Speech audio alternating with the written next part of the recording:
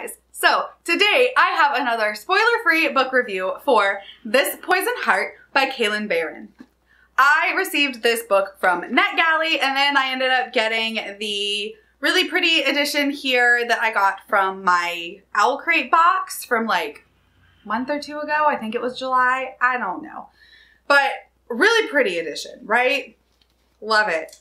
It's not as pretty as some of my other book box books, but it does have really cool art underneath. So, love that. Love the colors that they ended up playing on this. This ended up being a really fun YA read. It is the first book in a new series. I'm not sure if it's going to be like a trilogy or a long series or a duology. If you know, let me know because I'm not really sure. But all in all, I really enjoyed this. I gave it 4 stars on Goodreads. Thought it was really fun. And now we're going to jump into my synopsis, my pros, and my cons. All right, well, This Poison Heart is the sophomore novel by Kailyn Barron. She is the author that did Cinderella is Dead, and I actually read that book and have a full review for that too, I believe, if you want to check that out. This I ended up liking much more than Cinderella is Dead, and I was pretty sure that I knew I would because the premise for Cinderella is Dead was really great. I just think it fell flat. This book, I think she really elevated everything, and the book was so good. I love it, I think, more because it's not a retelling of any kind of fairy tale. It's just its own story, and I think that was definitely a good choice for a sophomore novel. In this book, we are following Briseis, or Bree. And she is this teenage girl growing up in New York City.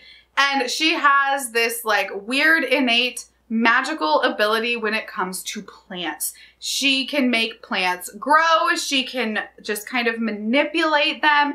And she can't really fully control it because she doesn't really have any guidance or know what's going on. She just is kind of figuring out on her own. She is adopted and she has 2 moms, and they run a floral shop in New York.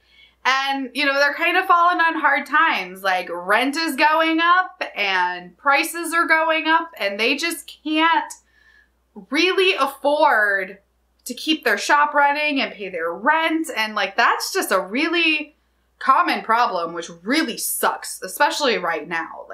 Prices of everything are going up, but it's other things are not going up with it like they should be. That's neither here nor there, though. In this book, we find out near the very beginning that Bree has this aunt that passed away that she never knew because it is her biological mother's sister. And they kind of find this out when an estate attorney comes to them telling her that she has been, willed the estate of her deceased aunt. And it's kind of in upstate in this really small town, and it's this massive home with all this property. And, they decide to go with it. They decide to roll with it, to go check it out, to see this house, to see this town, to see everything that, Bree was left, apparently, by her biological aunt that she never knew. And so they go up there and they just start kind of, cleaning it up and making their life. And then Bree starts discovering all of these family secrets that are kind of locked away and hidden within this home and this weird town that they're in. She starts making friends, and that's just kind of where the plot really starts taking off from there. So, like I said, I really enjoyed this book. I have quite a few pros, a few cons that I want to talk about. And hopefully by the end of this video, you will decide if this is a book that you want to pick up or if it's one you want to pass on. Personally, I think you should pick it up. If you read YA fantasy, I think this is a good one to pick up. It's a really quick read. It's a really fun read. And I do recommend it. There's a lot of things I loved about it. First and foremost, I have to talk about it. I loved the moms in this book. Bree has 2 adoptive mothers, and they are fantastic. I know I've said it a million times. I feel like, especially in YA, parents are not represented well. They're shown as dead or aloof and uncaring, or they're just out of the picture. they're never really shown very well. But in this book, her moms are shown as fantastic parents. And I absolutely love it. Are they perfect? No, but no parent is. It shows how much they love her and care for her and will do for her. And it also kind of, you know, shows some of their flaws because like parents are people too. We're not perfect.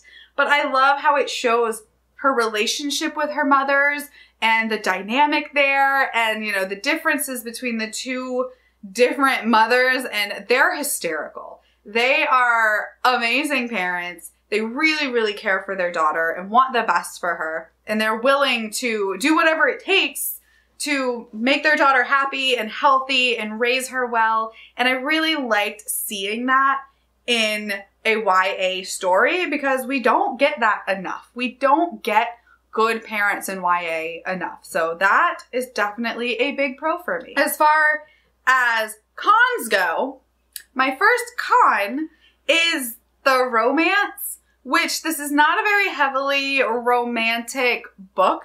There's just really like a little underlying romance, but I feel like it was just forced and it was just not fleshed out and that it was like just odd and it felt a little weird, like it felt a little too fast. And I was just like, what is going on?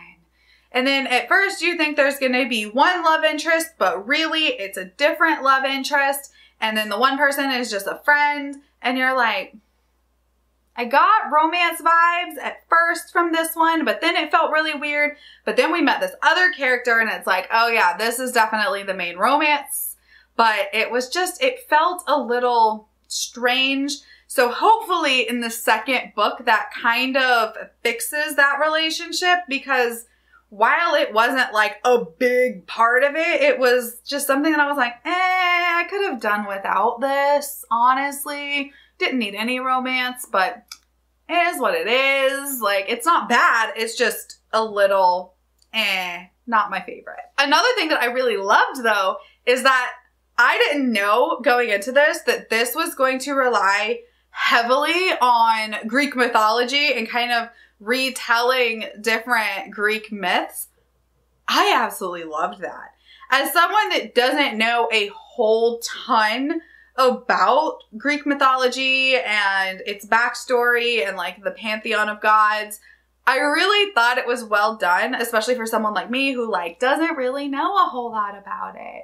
And it explains what it needs to explain and then like leaves it at that. It's not like smacking you over the head, like completely retelling and explaining everything, but it was just well done. And I thought that it was really cool to add to this story, as well as like this mystery that's like flowing throughout the book. There's this like mystery that's like attached to all of these like Greek myths and people, and it's just really cool how she wove that all together and made it cohesive for then and then in the present. So I really appreciated that. Another con was that there were a couple characters that I thought were kind of sketchy from the beginning. And I think you're supposed to get those vibes, but like you think you're supposed to trust these people. But it's like, am I though? Like, I'm really not sure. So this might not even really be a con, but it was like, okay, they seem really sketchy, like from the beginning. Like, I don't fully get why we're like just trusting these people, but okay, let's roll with it. So I feel like they could have been a little more subdued in their sketchiness from the start, but overall it wasn't bad. It wasn't like they were like obvious mustache twirling villains and the characters were just like, oh, let's go with it. But they were still like some red flags that got thrown up, at least in my opinion, that were like, well, why wouldn't you question this? But other than that, I thought that the characters were all really well done. Another pro is the magic. I thought the magic was super cool. It is pretty soft. We don't get a whole lot of explanation, but I feel like we'll get more explanation to the magic in book 2. So that I'm excited about. And it's plant magic. It is, like I said, she can grow things and like she's immune to poison and she can, you know, grow these really poisonous plants and she can use them to kind of like protect her, and she can just, you know, she grows plants. That is what it is. She has plant magic, and I thought that was so cool. I love anything like very like plants and seasonal and foresty. So this really fit in with the whole like plant magic vibe that I've just been digging lately. Like I love anything that's like, you know, plant magic forest kind of setting, and thought it was really cool, really well done. So my last con is like kind of strange because it's very personal. Like it's very much like very few people are gonna like actually find this a con, but I did because of personal past experiences. And that is the whole like legal aspect of her inheriting this estate seemed so sketch to me from the beginning. But I feel like that's because I have worked as a paralegal in a firm that handled probate and estate law. So it was like nothing made sense from the jump when it came to some of the way that this like estate and probate took place. And I'm like, this is not how this works. This is not how inheritance and estates and probate and wills actually work. But like, I feel like that's only a me thing, because it's like, unless you are like a probate attorney or a probate paralegal, you're not really gonna pick up on that. It's just something that I saw that was like, oh, like I've worked in that. Like that's not how it works. But again, I don't think that's something that like everyone's gonna pick up on. So it's not a huge deal, but it was just something that I wanted to mention because it was something that I was like, My final pro though is the setting. It was fantastic. We went from like New York City to I believe it's like upstate New York. And we were literally in this like little slightly creepy town that's very like everybody knows everybody, and then you're on this like massive estate that's got like these weird gardens and like rooms you can't get into, and it felt very like horror vibe, so it could have really gone down that horror route, but it didn't. It's definitely not, but it gave me the same vibes as like a small town horror, and I actually really liked that.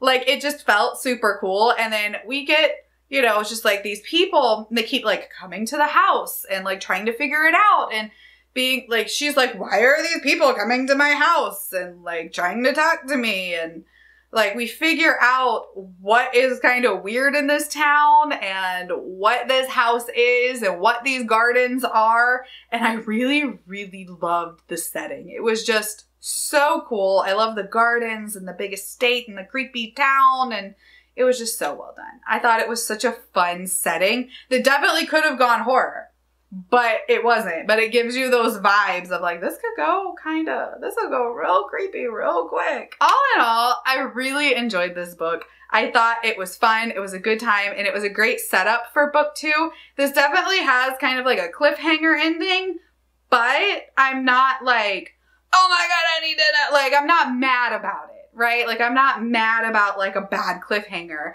I just am very excited for whenever she finishes the series and writes book 2, and I will definitely be picking it up because I need to know what happens next, because there was some stuff at the end that I was like, oh, that happened.